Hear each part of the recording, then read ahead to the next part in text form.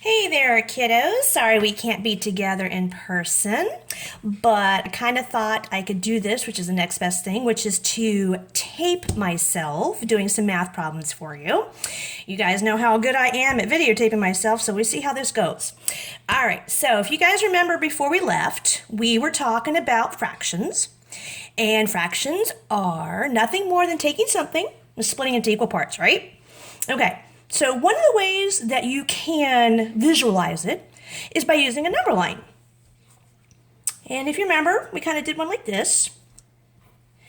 And the ones we were working on before we left, we're talking about this being one whole piece. Again, like a Twizzler or a pretzel rod, it's all there. So this end, of course, would be 0 because we haven't started it yet. This end would be the one whole. Now, depending on what you're splitting it into, stick with things that are related together. So if you want to have two equal parts, find the middle. There's your two equal parts. Then you would move to the next logical thing, which would be four equal parts. So remember what we did? We took the first half, split it in half, took the second half, split it in half. Now you have four equal parts. This is where you can start looking with your mind's eye. You could totally say, if you ate from this much of your Twizzler to this much, you have eaten 1/4 of it. If you have gone from this end and you've eaten this far, you got two options. You can say, oh, I've eaten half the Twizzler, or I've eaten 2/4 of it. Same thing. If you go this far eating your Twizzler, you've eaten 3 out of 4 parts. And if you've eaten from this end all the way, you've eaten the whole thing, or the same thing as 4/4. Now look with your mind's eye. I can totally see I've broken this into 4 equal parts, but I've also broken it into 2 equal parts. We got some equivalent fractions going on.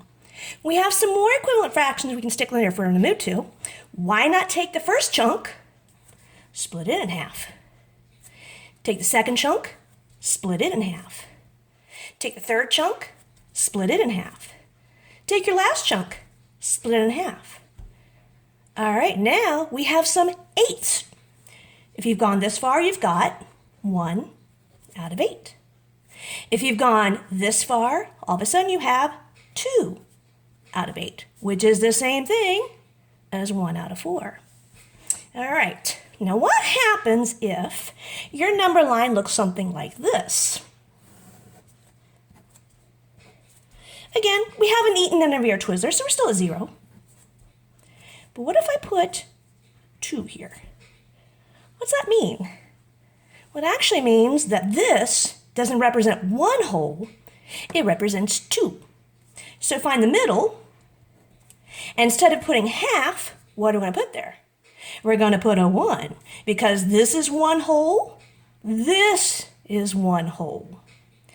All right, so what if I want to split just the first section in half? What if I want to split the second section in half? And someone said, oh, what is this broken down into? You might say, oh, it's broken down into 4 equal parts. Ooh, but take a look.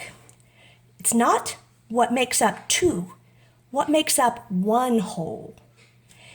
2. So this is actually broken into 2s, not 4s, because what we're looking for is to see what one whole is broken into.